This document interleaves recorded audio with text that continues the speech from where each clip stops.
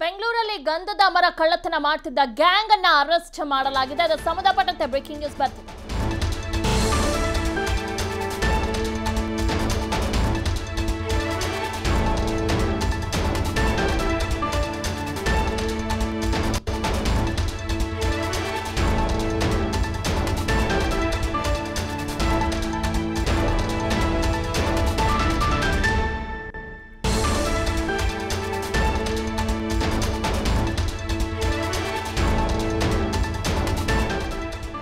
ಬೆಂಗಳೂರಲ್ಲಿ ಗಂಧದ ಮರ ಕಳ್ಳತನ ಮಾಡ್ತಿದ್ದ ಗ್ಯಾಂಗ್ ಅನ್ನು ಅರೆಸ್ಟ್ ಮಾಡಲಾಗಿದೆ. ನಟೋರಿಯಸ್ ಹಳ್ಳಿಗೆ ನುಗ್ಗಿ ಇಬ್ಬರನ್ನ ಪೊಲೀಸರು ಬಂಧಿಸಿದ್ದಾರೆ. ಹೊಸಕೋಟೆಯ ಕಟ್ಟಿಗೆಪಾಳ್ಯ ಗ್ರಾಮಕ್ಕೆ ಎಂಟ್ರಿ ಕೊಟ್ಟ 150 ಪೊಲೀಸ್ ಸಿಬ್ಬಂದಿ ಗ್ಯಾಂಗ್ ಅನ್ನ ಅರೆಸ್ಟ್ ಮಾಡಿದ್ದಾರೆ.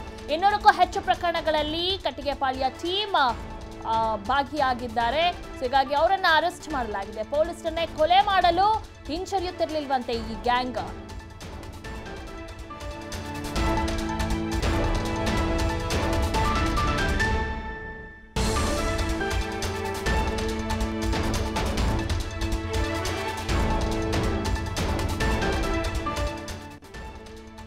ಬೆಂಗಳೂರಲ್ಲಿ ಗಂಧದ ಮರ ಕಳ್ಳತನ ಮಾಡ್ತಿದ್ದ ಗ್ಯಾಂಗ್ ಅನ್ನ ಪೊಲೀಸರು ಅರೆಸ್ಟ್ ಮಾಡಿದ್ದಾರೆ. ನಟೋರಿಯಸ್ ಹಳ್ಳಿಗೆ ನುಗ್ಗಿ ಪೊಲೀಸರು ಇಬ್ಬರನ್ನ ಬಂಧಿಸಿದ್ದಾರೆ.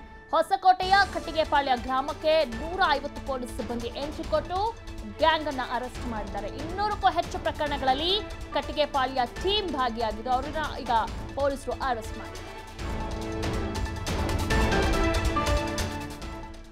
ಓಕೆ, ಈ ಬಗ್ಗೆ ಹೆಚ್ಚಿನ ಮಾಹಿತಿಯನ್ನ ನೀಡ್ತಾರೆ ನಮ್ಮ ಕ್ರೈಮ್ ರಿಪೋರ್ಟರ್ ದತ್ತರಾಜ್. ಎಷ್ಟು ದಿನದಿಂದ ಈ ರೀತಿ ಗಂಧದ ಮರ ಕಳ್ಳತನ ಮಾಡ್ತಾ ಇದ್ರು ಮತ್ತೆ ಇವ್ರ ಮೇಲೆ ಎಷ್ಟು ಪ್ರಕರಣಗಳು ಇದಾವೆ?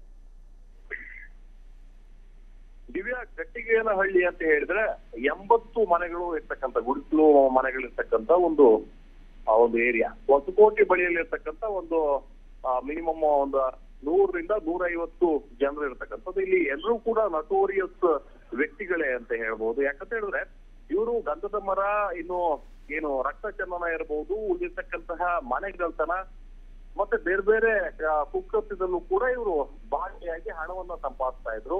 ಇದು ದಂಡುಪಾಳ್ಯ ಗ್ಯಾಂಗ್ ಆದ್ರೆ ಒಂದು ಮರ್ಡರ್ ಮಾತ್ರ ಮಾಡುವಂತಹ ಕೆಲಸವನ್ನ ಮಾಡ್ತಾ ಇದ್ರು. ಆದ್ರೆ ಇದು ಎಲ್ಲಾ ರೀತಿಯ ಇಂಥ ಪ್ರಕರಣದಲ್ಲೂ ಕೂಡ ಭಾಗಿಯಾಗಿರ್ತಕ್ಕಂತಹ ಒಂದು ಊರು ಅಂತ ಹೇಳ್ಬೋದು. ಅದೇ ರೀತಿಯಾಗಿ ಈ ಸಂಬಂಧಪಟ್ಟ ಹಾಗೆ ಯಾರೇ ಪೊಲೀಸ್ ಆಫೀಸರ್ಗಳು ಆ ಒಂದು ಭಾಗಕ್ಕೆ ಹೋದ್ರೆ ಅವರಿಗೆ ಕಲ್ಲಿನಿಂದ ಮಾರಕಾಯುಧಗಳಿಂದ ಕಲ್ಲಿನಿಂದ ಹೊಡೆಯುವಂತಹ ಕೆಲಸಗಳನ್ನು ಕೂಡ ಮಾಡ್ತಾ ಇದ್ರು. ಈ ಸಂಬಂಧಪಟ್ಟ ಹಾಗೆ ಯಾವುದೇ ಪೊಲೀಸ್ ಅಧಿಕಾರಿಗಳು ಆ ಭಾಗಕ್ಕೆ ಹೋಗಿ ಆರೋಪಿಗಳನ್ನ ಬಂಧಿಸುವಂತ ಹೋಗೋದಿಲ್ಲ ಇತ್ತು. ಅದೇ ರೀತಿ ಹೆದರಿಕೊಂಡೇ ಹಿಂದಕ್ಕೆ ಸರಿತಾ ಇದ್ರು. ಆದ್ರೆ ಇದೀಗ ಸೆಂಟ್ರಲ್ ಡಿವಿಷನ್ ಇರ್ತಕ್ಕಂತಹ ದೇವರಾಜ್ ಅವರು, ಡಿಸಿಪಿ ದೇವರಾಜ್ ಹಾಗೂ ಅವರ ಒಂದು ಸಣ್ಣ ಮತ್ತು ವೈಟ್ ಫೀಲ್ಡ್ ನಲ್ಲಿ ಇರ್ತಕ್ಕಂತಹ ಅಬ್ದುಲ್ ಅಹದ್ ಡಿಸಿಪಿ ಏನಿದ್ದಾರೆ ಅವರ ಒಂದು ತಂಡ ಸೇರ್ಕೊಂಡು 3 KSRP ತುಕಡಿ ಮತ್ತೆ ಅದೇ ರೀತಿಯಾಗಿ 80ರಷ್ಟು ಅಲ್ಲಿರ್ತಕ್ಕಂಥ ಸಿವಿಲ್ ಪೊಲೀಸ್ನವ್ರನ್ನ ಕರೆದೊಯ್ದು ಅಲ್ಲಿ ಅವರನ್ನ ಬಂಧಿಸುವಲ್ಲಿ ಯಶಸ್ವಿಯಾಗಿದೆ. ಸೈಯದ್ ರಿಯಾಜ್ ಹಾಗೆ ಇನ್ನೂ ಒಬ್ಬ ಆರೋಪಿಯನ್ನ ಬಂಧಿಸಿರ್ತಕ್ಕಂತಹ ಈಗಾಗಲೇ ಪೊಲೀಸ್ನವರು ಅವರನ್ನ ಈಗಾಗಲೇ ಕರೆತಂದಿದ್ದಾರೆ. ಹಲವು 80ಕ್ಕೂ ಹೆಚ್ಚು ಪ್ರಕರಣದಲ್ಲಿ ಇವರು ಭಾಗಿಯಾಗಿದ್ದಾರೆ.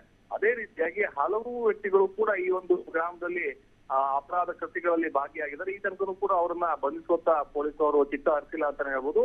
ಇದೀಗ ದಿಟ್ಟತನದಲ್ಲಿ ಸೆಂಟ್ರಲ್ ಡಿವಿಷನ್ ನ ಈ ಡಿಸಿಪಿ ಆಗಿರ್ತಕ್ಕಂತ ದೇವರಾಜ್ ಅವರು ಈ ಒಂದು ಕಾರ್ಯವನ್ನ ಮಾಡಿದ್ದಾರೆ ಅಂತಾನೆ ಹೇಳ್ಬೋದು. ದಿವ್ಯಾ, ಓಕೆ, ಈ ಗ್ಯಾಂಗ್ ಪೊಲೀಸ್ನ ಕೊಲ್ಲೋಕು ಹಿಂದೆ ಮುಂದೆ ನೋಡ್ತಾ ಇರ್ಲಿಲ್ವಂತೆ. ಸೊ ಬಹುಶಃ ತುಂಬಾ ವರ್ಷಗಳಿಂದ ಇವರು ಪಳಗಿದ್ದಾರೆ. ಇಬ್ಬರನ್ನ ಏನೀಗ ಅರೆಸ್ಟ್ ಮಾಡಿದ್ದಾರೆ. ಇನ್ನು ಯಾರಾದ್ರೂ ಇದ್ದಾರಾ ಇವ್ರ ಗ್ಯಾಂಗ್ ಅಲ್ಲಿ? ಎಷ್ಟು ಜನ ಇದ್ದಾರೆ ಅಂತ? ಈಗ ಯಾವುದೇ ಒಂದು ಪ್ರಕರಣ ಆಗ್ಬೇಕು ಅಥವಾ ಗಂಧದ ಮರ ಅಥವಾ ರಕ್ತಚಂದ್ರ ಮರವನ್ನ ಕದಿಬೇಕು ಅಂತ ಹೇಳಿದ್ರೆ, ಕಳ್ಳತನ ಮಾಡಬೇಕು ಅಂತ ಹೇಳಿದ್ರೆ 8ರಿಂದ 10 ಜನ ಅಂತ. ಅದೇ ರೀತಿಯಾಗಿ ಇದೊಂದು ಗ್ಯಾಂಗ್ ನಿಂದ ನಡೆದಿರ್ತಕ್ಕಂಥ ಕುಕ್ಕತ್ತೆ. ಆ ಕಾರಣಕ್ಕೋಸ್ಕರ ಇಬ್ಬರನ್ನ ಈಗಾಗಲೇ ಬಂಧಿಸಲಾಗಿದೆ. ಉಳಿದಿರ್ತಕ್ಕಂಥ 7ರಿಂದ 8 ಜನ ಈ ಒಂದು ವಿಚಾರ ತಿಳಿಯುತ್ತಿದ್ದಂತೆ ರಿಯಾಜ್ ಇರ್ಬೋದು, ಉಳಿದಿರ್ತಕ್ಕಂಥ ಆರೋಪಿಗಳು ಕೂಡ ಬಂಧನಕ್ಕೊಳಗಾಗಿದ್ದಾರೆ ಅನ್ನೋ ವಿಚಾರ ತಿಳಿಸಿದ್ದಂತೆ ಇವರು ಪರಾರಿಯಾಗಿದ್ದೆ. ಈ ಪರಾರಿಯಾದಂತಹ ಆರೋಪಿಗಳನ್ನ ಬಂಧಿಸುವ ನಿಟ್ಟಿನಲ್ಲೂ ಕೂಡ ಕೆಲಸ ಕಾರ್ಯಗಳು ನಡೀತಾ ಇದೆ. ಅದಾದ್ರೆ ಯಾವುದೇ ರೀತಿಯಲ್ಲೂ ಕೂಡ ಮೊಬೈಲ್ ಬಳಸ್ತಾ ಇಲ್ಲ ಆರೋಪಿಗಳು. ಆ ಕಾರಣಕ್ಕೋಸ್ಕರ ಈ ಸಮಸ್ಯೆಗಳಿದ್ದಾವೆ. ಅದಕ್ಕೋಸ್ಕರ ಪೊಲೀಸ್ ಅವರು ಟೆಕ್ನಿಕಲಿ ಹಿಂದಿದ್ದಾರೆ. ಅದಕ್ಕೋಸ್ಕರ ಇನ್ನೂ ಸ್ವಲ್ಪ ದಿನಗಳ ಕಾಲ ಅವರನ್ನ ಹೊರಗಡೆ, ಅಂದ್ರೆ ಕಟ್ಟಿಗೆನಹಳ್ಳಿ ಬಿಟ್ಟು ಬೇರೆ ಒಂದು ಭಾಗದಲ್ಲಿ ಅರೆಸ್ಟ್ ಮಾಡುವಂತಹ ಸಾಧ್ಯತೆಗಳಿವೆ. ಯಾವುದೇ ಒಂದು ಅಪರಾಧ ಕೃತ್ಯವನ್ನು ಮಾಡಿದ್ರು ಕೂಡ ಓಕೆ ದತ್ತ. ತದನಂತರದಲ್ಲಿ ಅವರು ಪೇಂಟಿಂಗ್ ಕೆಲಸ, ಉಳಿದಿರ್ತಕ್ಕಂಥ ಸಣ್ಣ ಪುಟ್ಟ ಕೂಲಿ ನಾಲಿ ಕೆಲಸಗಳನ್ನ ಮಾಡಿಕೊಂಡು ತಲೆಮರೆಸಿಕೊಳ್ಳುವಂತಹ ಕೆಲಸಗಳನ್ನ ಮಾಡ್ತಾ ಇದ್ರು ದಿವ್ಯಾ. ಓಕೆ ದತ್ತರಾಜ್, ಧನ್ಯವಾದಗಳು ತಮ್ಮೆಲ್ಲ ಮಾಹಿತಿಗಾಗಿ.